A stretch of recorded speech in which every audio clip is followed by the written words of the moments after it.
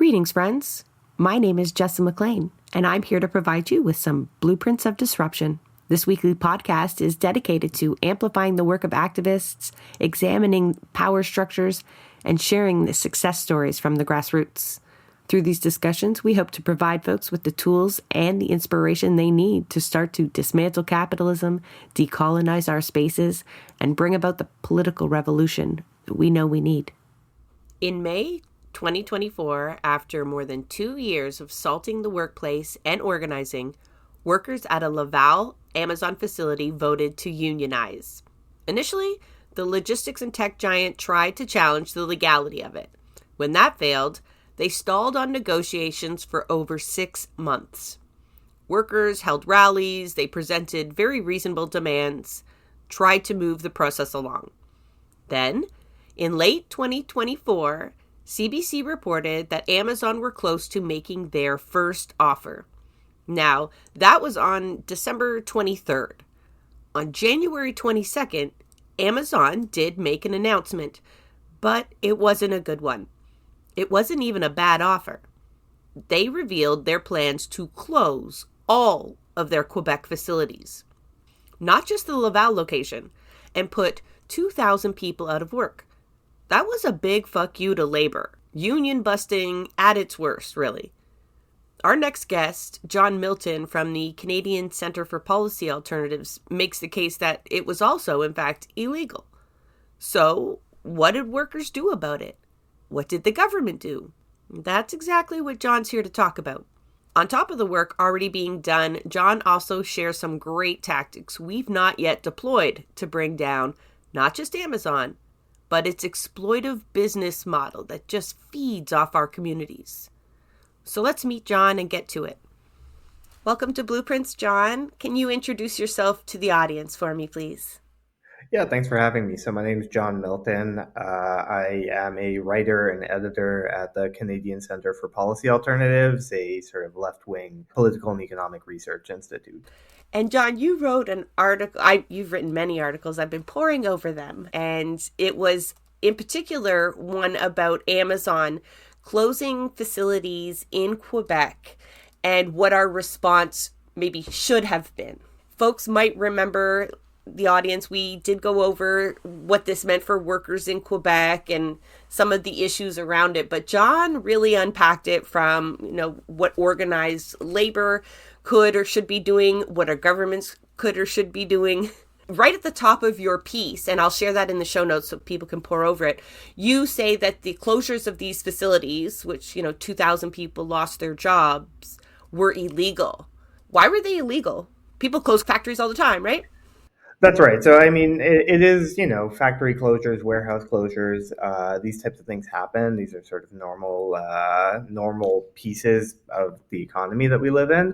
What makes this different, though, is that the warehouse closures were quite obviously, although this is not, if you were to ask Amazon why they closed the warehouse, they would say something about market forces that's quite vague, but it's quite obvious to any observer that the core reason why they decided to close their warehouses after investing significantly in the province to build new warehouses and create sort of quite a bit of infrastructure in the province is because there was a successful union drive in one of Amazon's warehouses in Laval, which is a suburb outside of Montreal. Observers who watch what's happening in the labor movement with Amazon in particular may know that a couple of years ago, there was also a successful union drive at an Amazon warehouse in New York, which did not result in those warehouses being closed. The difference is that Quebec has better, more worker-friendly labor laws than New York does, or these and some of these other jurisdictions.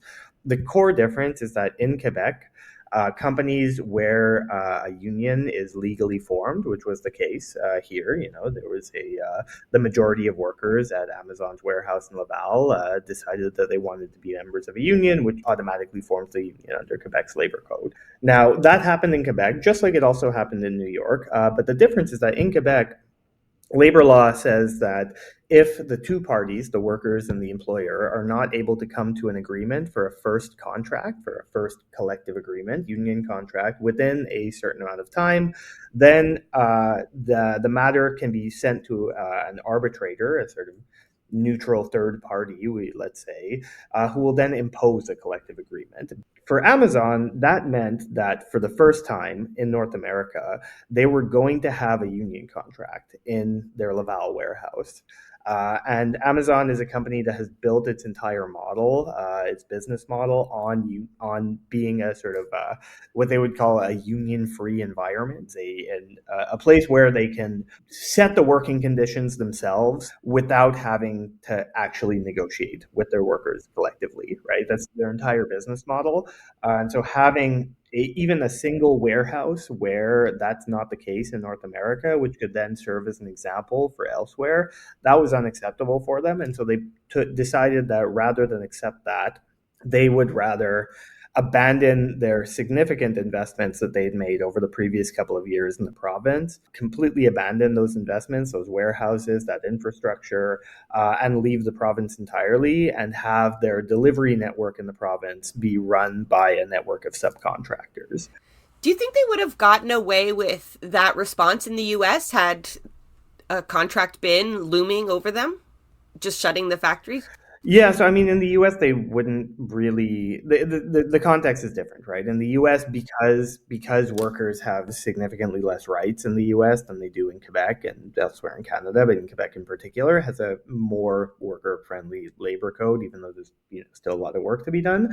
They wouldn't be in a position where they would be forced really anywhere else to sign that collective agreement, so they could do what they're doing in New York right now, which is just perpetually stalling. Negotiating, one could make the argument in bad faith with the union in a way that is quite clear that their goal is to just wear people's energy down over time and never actually come to a collective agreement. The difference is that in Quebec they can't do that. I mean, I wrote that it's likely illegal, these closures, right? I mean, there hasn't been a court decision or anything that has declared it to be illegal as of yet. But we saw similar things happen when workers at Walmart in Jonquière in Quebec formed a union in, I believe, the early 2000s, and Walmart decided to close that store. Those workers, or they were compensated, I should say, with by the labor board because Walmart was found to have been doing illegal union busting.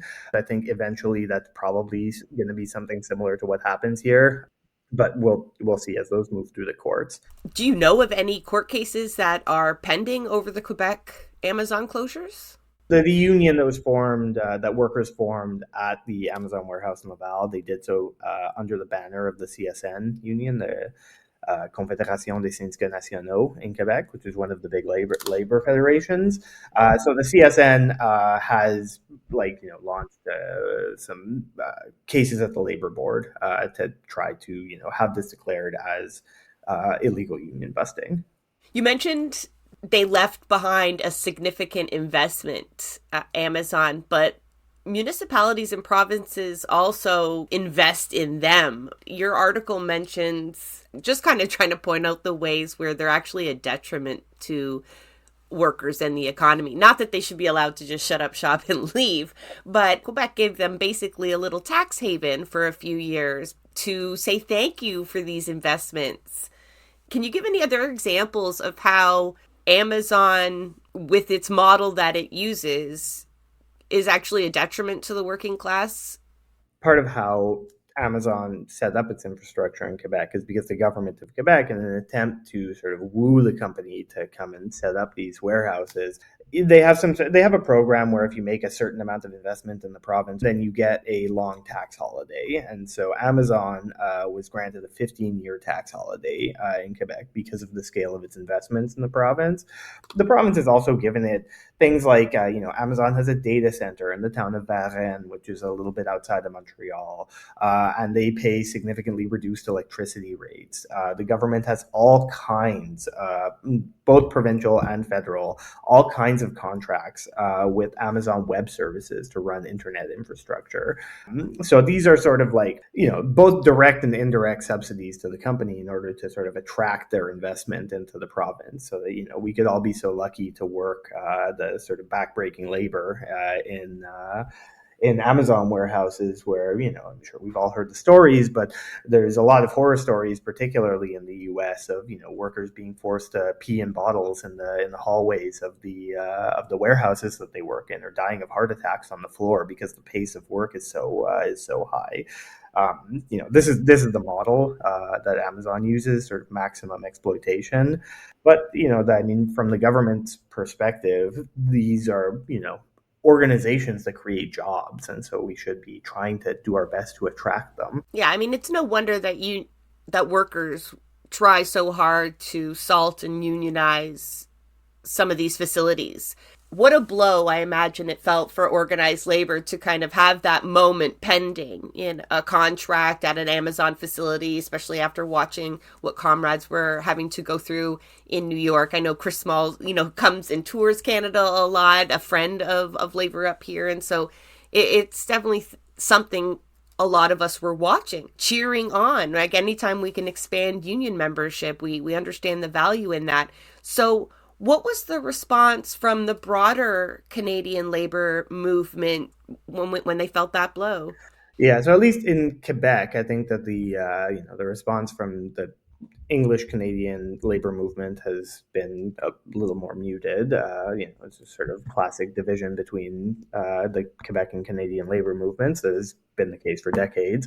But at least in Quebec, this has been a pretty big moment, right? Of unions are mobilizing in a lot of different ways to try to put pressure on Amazon, put pressure on the government to sort of cut ties with Amazon. I know as a result of these public pressure campaigns, the city of Montreal, for example, municipal workers at the city of Montreal are now no longer allowed to purchase things for work using Amazon, right? Various sort of branches of government are attempting to take measures that are sort of reducing their organization's ties with Amazon. Dozens of labor unions, probably more. There's a list on the website for the Boycott Amazon campaign, as well as lots of community organizations, student associations, various organizations in the province have signed on to a organized boycott campaign for Amazon, which has really taken off in the province. I think that there's actually a pretty wide swath of general public in Quebec that has canceled their Amazon account, and the boycott campaign is actually, an organized collective campaign where there are people standing outside of metro stations in Montreal every day handing out flyers explaining to people why and how to boycott Amazon. If you walk around the city in Montreal, there are posters everywhere explaining people how and why they should boycott Amazon. It's something that's really taken off, and that's the result of people from the labor movement, a lot of people who previously had been Amazon workers in these warehouses that are now closed, as well as allies from other organizations, labor unions, groups like the Immigrant Workers Center, that have been really active in trying to pressure Amazon, but also pressure, municipal, provincial governments to cut ties. I imagine that becomes easier to do now in this elbows up mentality where Amazon is seen as a US-based company and Bezos is up standing there with Trump at his inauguration. So like Quebec is already sold.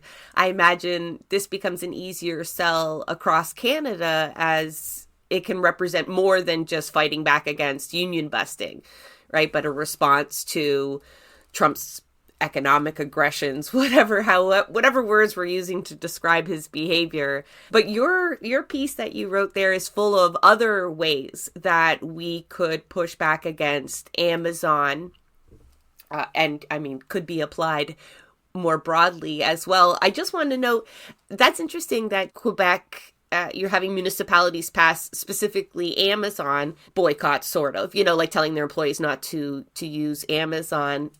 And I imagine all of the municipalities that are passing Buy Canada motions will inherently be boycotting Amazon as well. So It would be interesting to see how this. I mean, if we could only fast forward a year to see what all of this back and forth is going to end up, it's all just real speculation at this point. But let's talk about the other ways, the other pressures that maybe we could put on different levels of government to respond to this adequately. You talk about maybe not canceling contracts because that's, I mean, he canceled NAFTA. I didn't realize we had so much money tied up in Amazon contracts. Yeah, that's right. So the governments in Canada, at the provincial and especially at the federal level, have hundreds of millions of dollars tied up in contracts with Amazon Web Services in particular, that runs a lot of the cloud infrastructure for government websites across the sort of spectrum. So that is a problem, obviously, and particularly in the context of what appears to be a sort of looming, already begun, unclear trade war with the United States. That these are sort of American-owned companies that are very close to the Trump regime in the United States that have, could be used as tools in that trade war.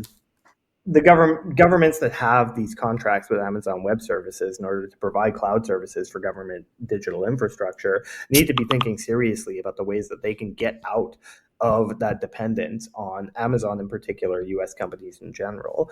Now, Quebec is a bit of an interesting example because Quebec, as a sort of like continental hydroelectric superpower, right, actually has more data center infrastructure set up than the rest of Canada by a pretty significant margin. And you can see that in their government contracts. While they do rely far too heavily on Amazon Web Services, it's proportionately quite a bit less than the federal government and other provinces, because they've sort of made a bit of an industrial strategy in order to attract domestically run and data centers in the province. So Quebec is in a better position than the rest of Canada to ramp that up on a shorter term basis, in order to be able to replace Amazon Web Services as a sort of data as the organization that runs the digital infrastructure in Canada, or hosts the digital infrastructure in Canada, I should say.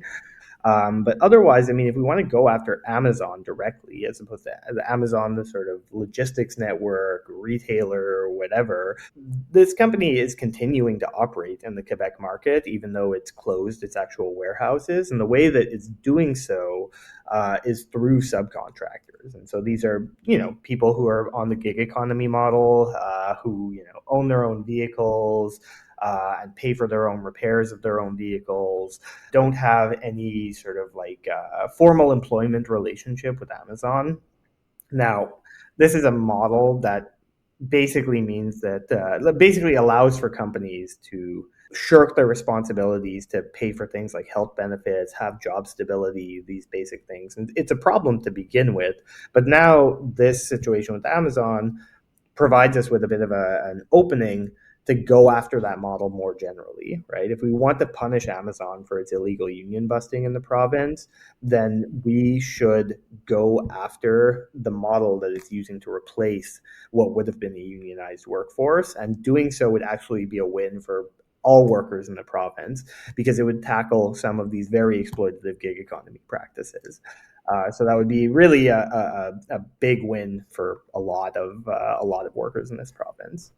I would suggest they should name the bill when they do this after Bezos, so that all the other capitalists can give him credit for eating away at that precarious labor force that they have been not just relying on, but building, right? Like that is a trend that we need to buck regardless of our anger with Amazon, right? It's so many different industries are operating on, like, using contractors instead of employees, and finding different ways to not be beholden to the weak labor laws we do have. Yeah, I mean, I think that like if we're talking about like, how do we address these things? We want to address these things in ways that actually help advance broader social goals, right? And so, if we want to go after Amazon and punish them for the crimes that they've committed here, then we should do so in a way that is also going to prevent other companies from doing the same thing. That is, choking out their sort of subcontracting model, moving the sort of gig economy as a whole towards better working conditions for workers, more job stability, wages and benefits. I mean, these are things that both go after Amazon and also prevent any future Amazons from doing the same thing. Your suggestion isn't to necessarily switch to a different service. I don't know if we don't have the equivalent of an Amazon Canada, but you do have an idea of what we can do with the warehouses that are left empty. And this would arguably be a way, in addition to legislation, to push back against the gig economy, at least when it comes to, what do you call that? Delivery services? Yeah, like delivery and logistics. Yeah, so I mean, this is, I think, the last thing, right? Is this question of like, well, Amazon has made all of these warehouses in the past couple of years, which they're now abandoning. And so this is infrastructure that exists in the province, right? I mean, just because Amazon is withdrawing its presence as a company from the province, the physical buildings, these warehouses, still stand, right? So what do we do with them now? And so I think that one of the things that we should look into doing is integrating these warehouses and this physical infrastructure into the network of Canada Post. Now, Canada Post obviously is a publicly run logistics network that is much, much more deeply integrated across the country than Amazon is. It's the only logistics network in the country that's able to sort of penetrate every address in the country is reached by Canada Post by legislation. Is staffed with union labor, good, well-paying, stable jobs that are good for the workers that pay there, and run by one of Canada's most important storied unions. We have a sort of plug-and-play network ready that we could give this infrastructure over to, and then use these new warehouses as ways to hire back all of these workers that Amazon has laid off into good, stable union jobs in a logistics network that is publicly run, that benefits the public, that has a public mission. And so I think that if we're dreaming about the ways that we could go after Amazon and the ways that we could respond to this, I mean, this is something that we should put on the table. I like a lot about what I'm hearing, but there's a few things that kind of stand out because in our reaction to Trump, it has been very much nationalistic. And a lot of the suggested avenues would actually hurt workers in the United States, right? It's this tariff war back and forth, and there's been some responses that are really just, worry about our own. But these proposals only strengthen the working class in general, right? And set employment trends as opposed to just attacking different sets of workers. But I don't like when you use dreaming, right? Even the face you made while you say it, it's like you don't want people to think of it as some dreamy, lofty, utopian idea. These are like, you're talking about very tangible solutions. Your words, all within legal framework. And I'm not arguing that point. It is so plausible, reasonable. Okay, I mean, you're talking to another socialist, so I'm not giving you grief on any of these ideas, but why aren't they being picked up in general? If someone at the CCPA can sit there and look at this and be like, yo, here's a laundry list of things you could do instead of nothing. What is the reality of the situation that we're in that we don't see these kinds of responses? We are swimming in the sea of neoliberalism, right? We're sort of swimming in the neoliberalism. Market logics are the sort of the sea that we swim in that is so ubiquitous around us that we don't even really see it anymore. And as a result, ideas like this, which are actually even within the legal frameworks that we currently have, right? We don't need a socialist revolution in order to do these things, right? But because if not the general public, at least like the political class in this country is so wrapped up in market logics and attempting to sort of incentivize, the market to do social goals and all of these things, and has been for decades now. Ideas like these that are concretely possible right now seem like utopian fairy tales. But I think the task of people who are doing the type of work that you and I do, right? Of like imagining what a better world can look like, is to sort of break out of that sort of glass box that we've put ourselves in, and say like, actually, there's a whole other world out there of possibilities of things that we could be doing, and here's what they look like. You think this is kind of like a off-topic question, but you think Amazon regrets closing those warehouses now that they're looking at all these Chinese tariffs importing to the U.S.? Or do you think it's just like this, no matter what we do, we will not let like a union contract through in one of our warehouses? Like they will just go down in flames on this. This is the hill maybe Bezos will die on.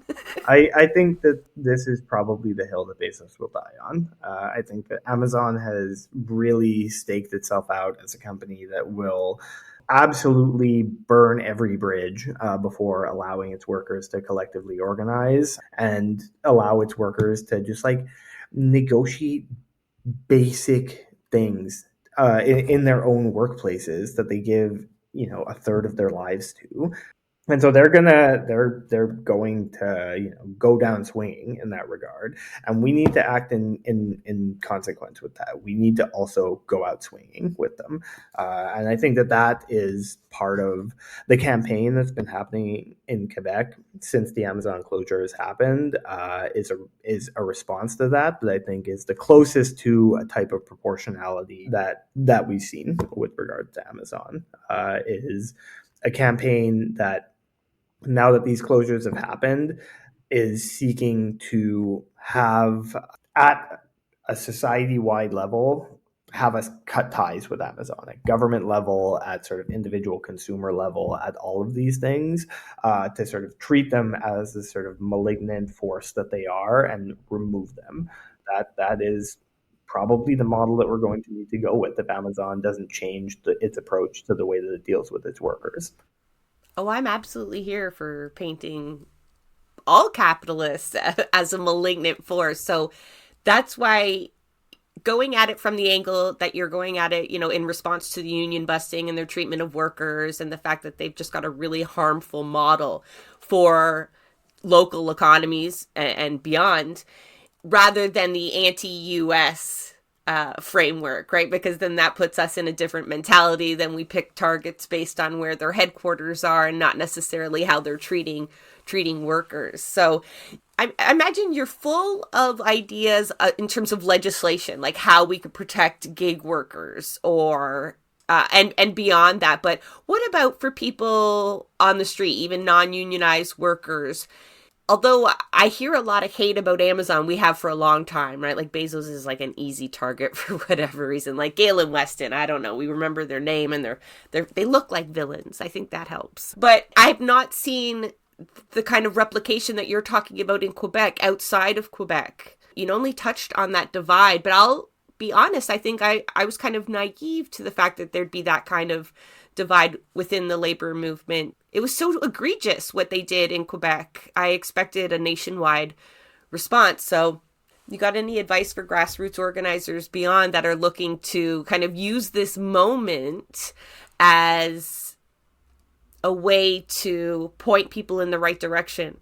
Because, those notable characters that stand behind Trump, figuratively and actually, at his inauguration or whatnot, it's nice for people to understand that those are the players behind all of these policies and should feel our angst, right? Rather than just letting Trump take the blame, right? Because then when he's gone, will they still remain as class conscious as they were, right? So any idea for seizing this moment and building class consciousness versus a nationalistic response? Yeah, I mean, I wish I had an easy plug and play answer for this. John, we need one. I know, listen, the great labor organizer Jane McAlevey said that there are no shortcuts, and she was right. There aren't, I, right? the book's on my shelf over there. That's Yeah. that's that's right. I mean, the way that we build the capacity to respond to these things and transform the world that we live in is by forming, joining, and transforming organizations that can act collectively in the interests of the working class. And that means that if you are a union worker participating in your labor union, if you are a non-union worker talking to your colleagues about organizing collectively, if you are live in a community where there are active community organizations, taking maybe time once a month and going and joining a meeting, right? That means getting to know your neighbors and being able to take action collectively, at first at a small scale and then at a larger scale. We need to build collective, self-financed, democratic organizations that are capable of acting in the interest of the class. Those organizations everywhere in the country, but particularly in English Canada, have been hollowed out over the past couple of decades. In Quebec, they still remain a little bit stronger than in the rest of the country, and I think that that's part of the reason why you see the divide that you see. But we need to build and rebuild those organizations, and there's not a solution that we can do over the course of the week that will do that. That's a long term project of building political power and building organizations that are capable of wielding it. So, I wish I had an easier answer for you, but I don't. No one does, John. We're at episode 170, I think 9 by the time this airs. And not that I've asked everyone that big question. I was kind of picking on you there, but they all remind me, almost everyone reminds me that it is a long fight. I'm a very impatient person by nature. So, but that's not to say there's not things that people can do in that week that won't work towards those ends.